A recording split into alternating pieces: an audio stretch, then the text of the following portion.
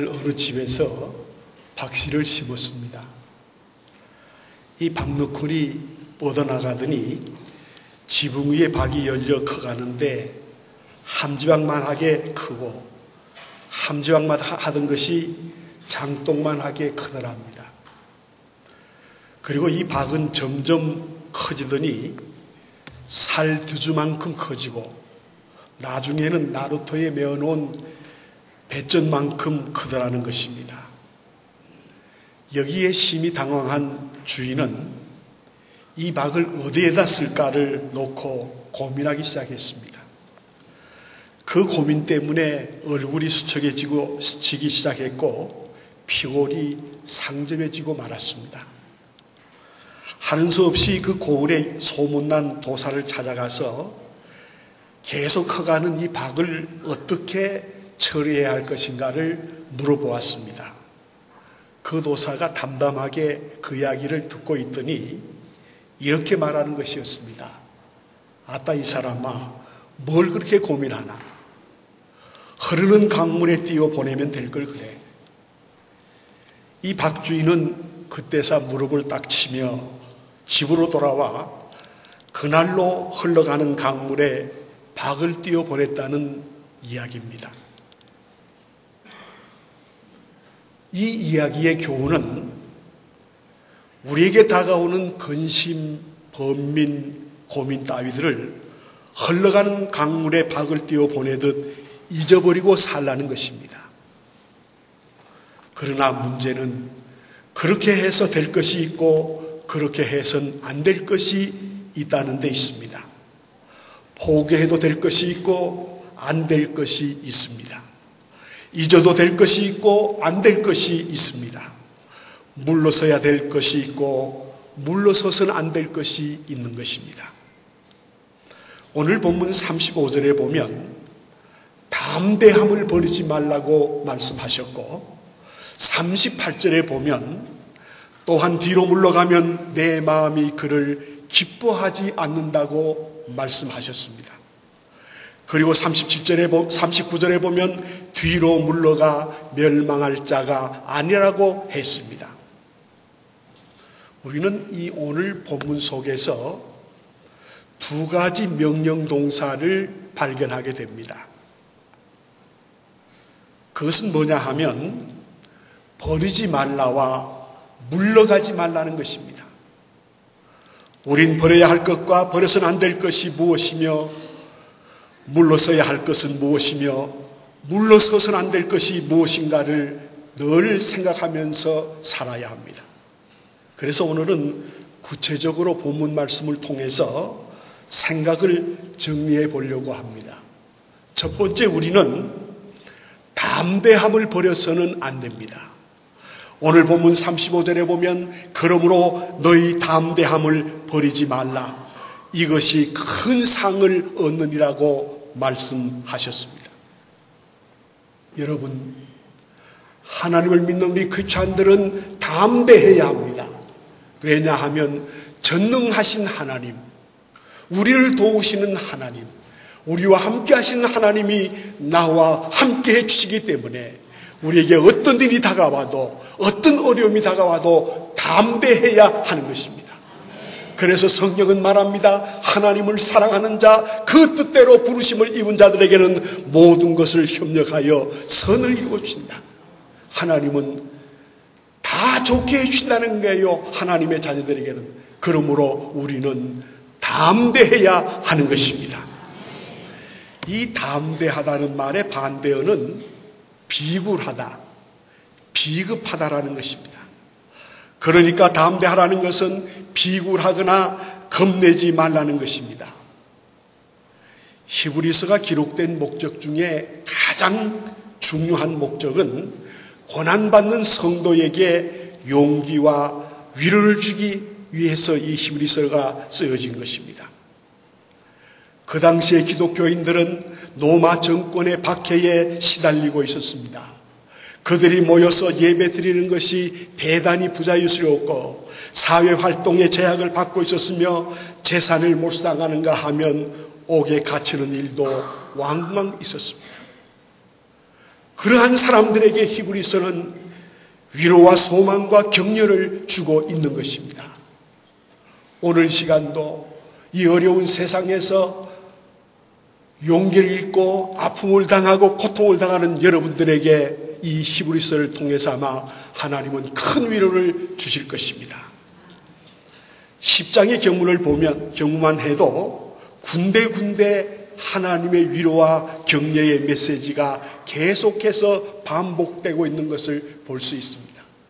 히브리서 10장 23절, 24절의 말씀을 이렇게 기록되어 있습니다. 한번 읽겠습니다. 또 약속하신 이는 미쁘시니 우리가 믿는 도리의 소망을 움직이지 말며 굳게 잡고 서로 돌아봐 사랑과 선행을 격려하며. 아멘. 그리고 10장 34절에 말씀이 있습니다. 함께 읽겠습니다. 너희가 갇힌 자를 동정하고 너희 소유를 빼앗기는 것도 기쁘게 당한 것은 더 낫고 영구한 소유가 있는 줄 알미라. 아멘.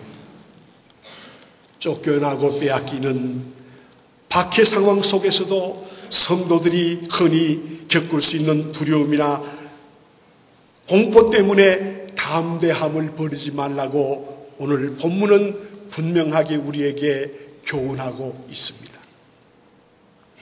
그러면 담대함을 버리지 않으려면 어떻게 해야 합니까? 첫째는 하나님의 손에 빠져들어가야 합니다. 31절에 보면 살아계신 하나님의 손에 빠져들어가는 것이 무서울진저라고 했습니다.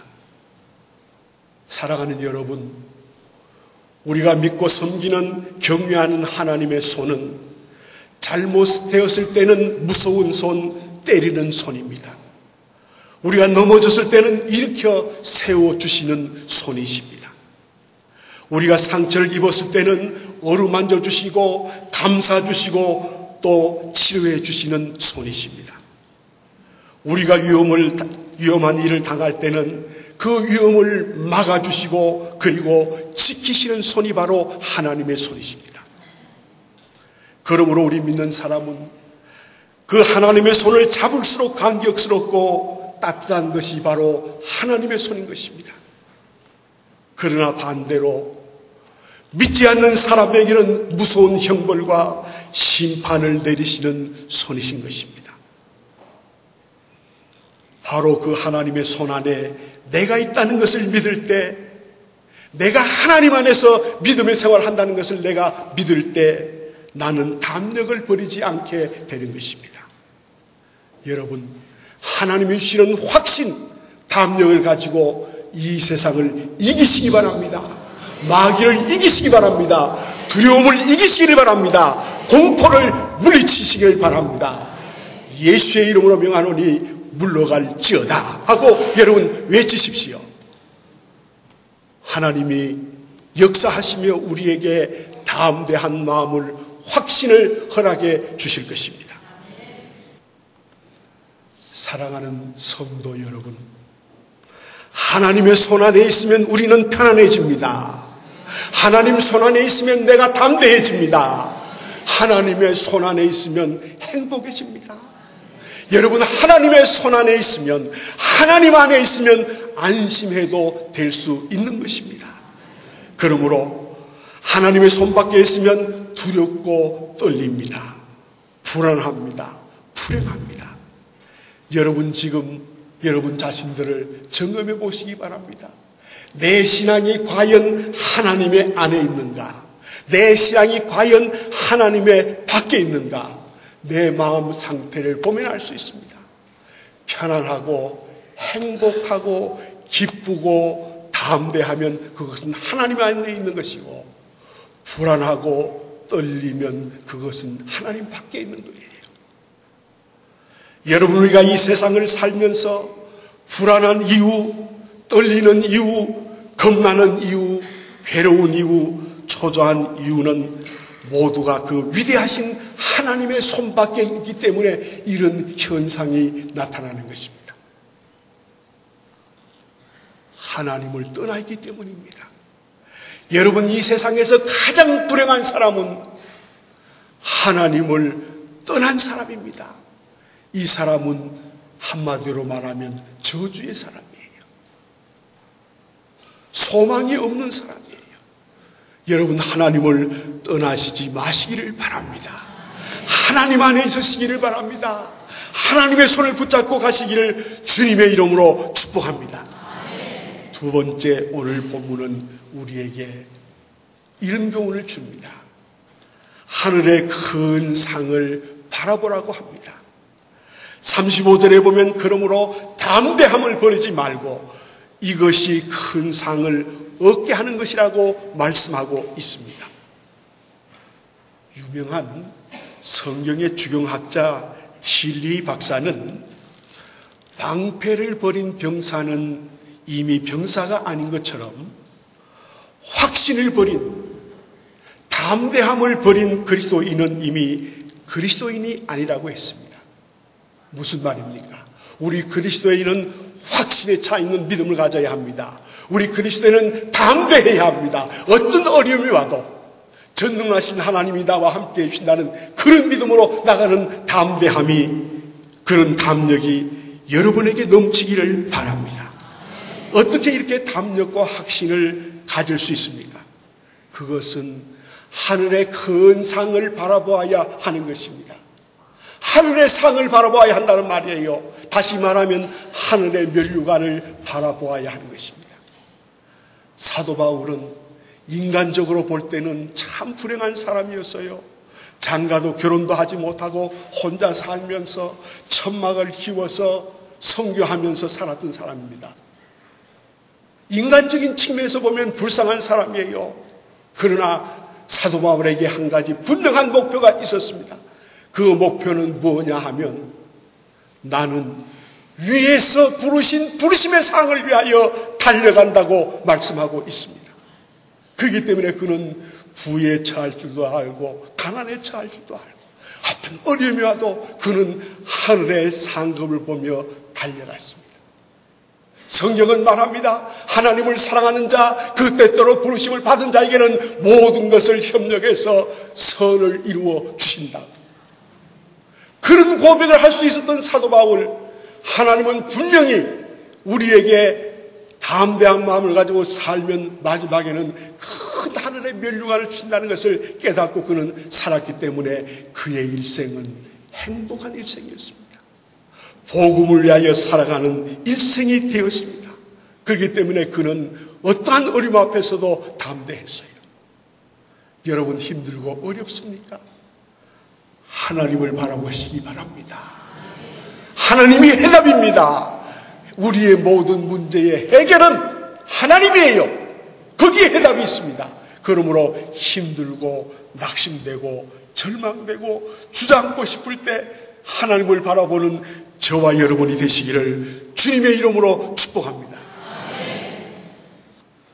여러분, 오늘 본문이 말하는 큰 상은 하나님이 주시는 상입니다. 큰 분이 주는 상이 바로 큰 상입니다. 시장이나 도지사가 주는 상보다 대통령이 주는 상이 큰 상입니다. 최고의 상입니다. 그보다도, 대통령 상보다도 더 큰 최고의 상은 하나님이 주시는 상인데 이것이 바로 면류관입니다. 성도 여러분, 우리는 사도 바울처럼 면류관을 위하여 신앙생활을 하시기를 바랍니다.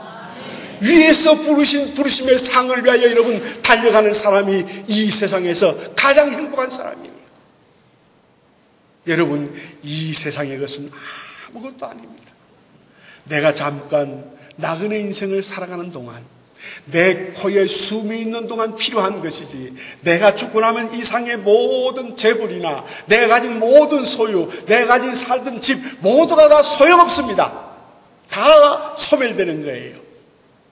우리가 결론적으로 가져야 할 것은, 얻어야 할 것은 하늘의 상인 면류관입니다. 이 면류관을 쫓아서 살아가는 저와 여러분이 되시기를 주님의 이름으로 부탁드립니다. 그러면 그 상은 누가 받을 수 있느냐? 담대함을 버리지 않고 신앙의 경기를 계속한 사람이 받는 것입니다. 여러분, 그 상은 노벨상이나 템플텐 상보다 더 크고 위대한 상입니다. 그리고 그 상을 받으려면 우리가 꼭 하나 기억해야 할 것이 있습니다. 하나님의 면류관을 받으려면 인내가 필요합니다. 끝까지 참아야 합니다. 그래서 36절에 보면 너희에게 인내가 필요하다고 했습니다. 성령의 열매 가운데 인내의 열매가 있습니다.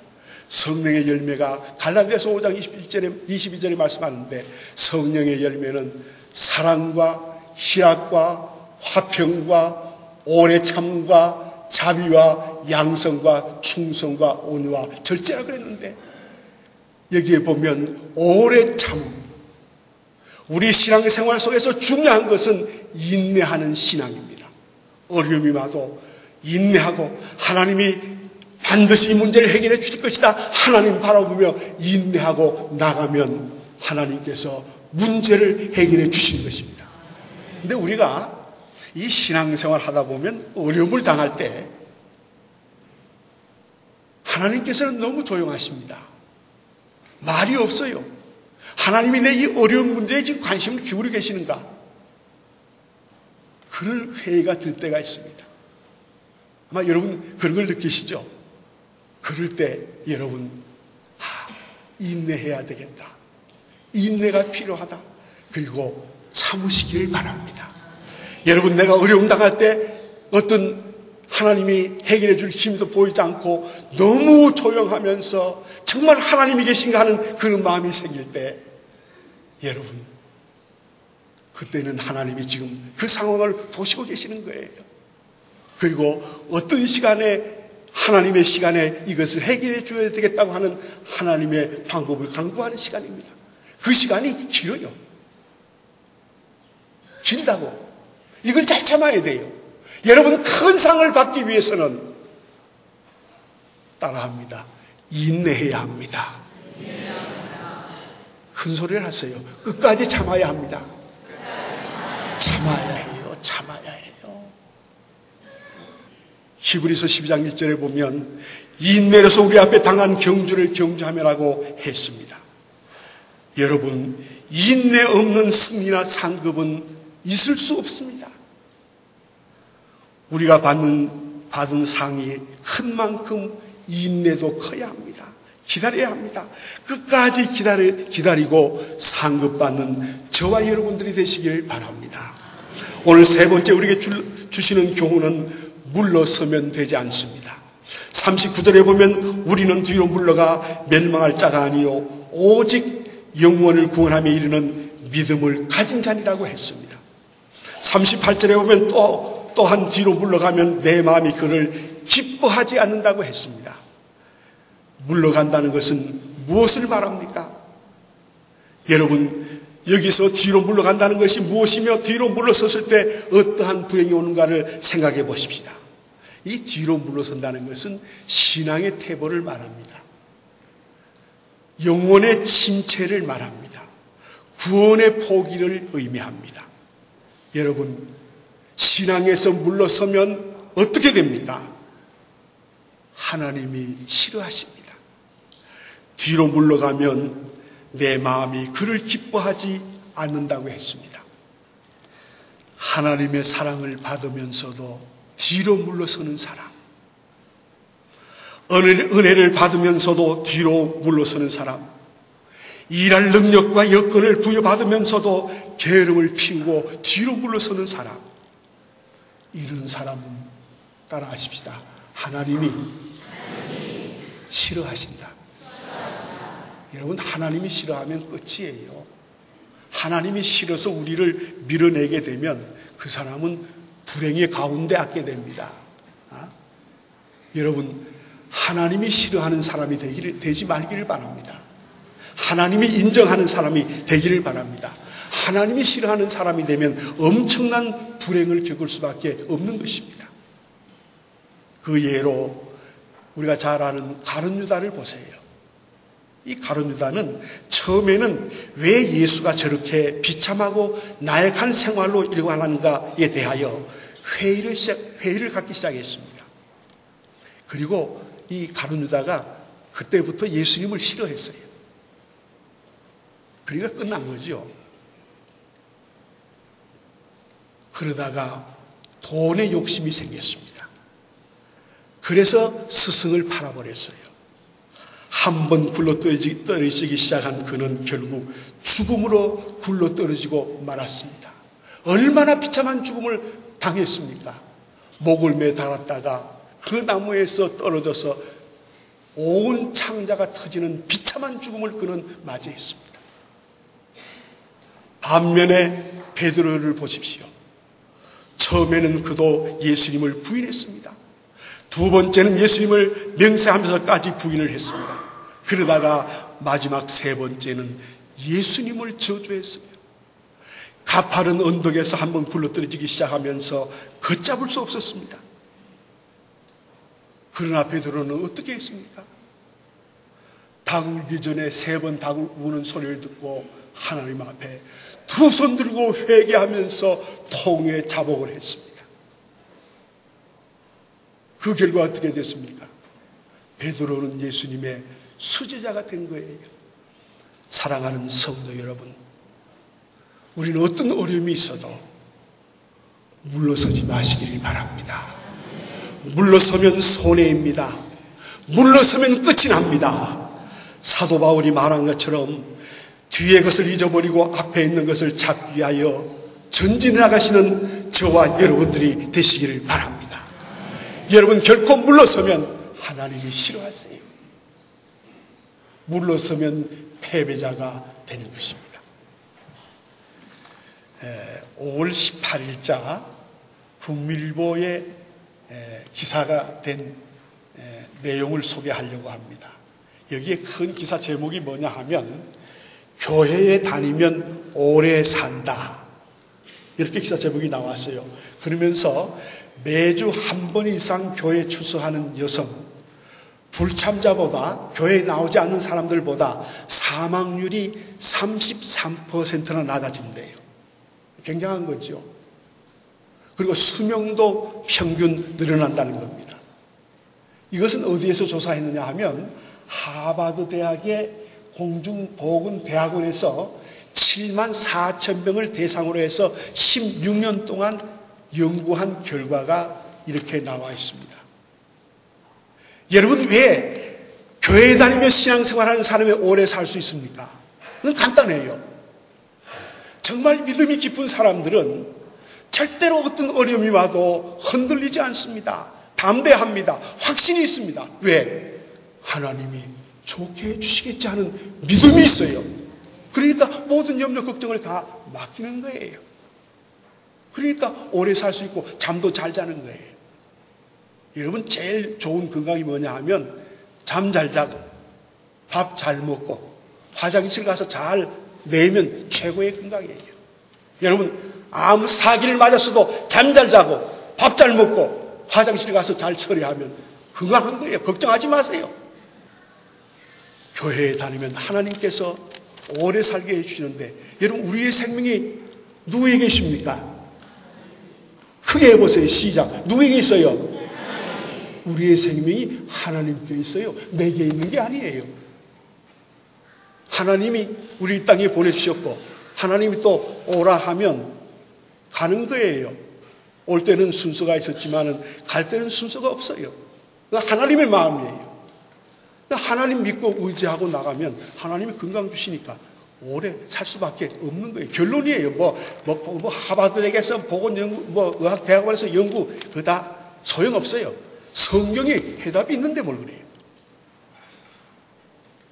잘 믿으시기 바랍니다. 잘 믿으세요. 그게 최고입니다. 하나님 잘 믿어야 그게 행복이에요.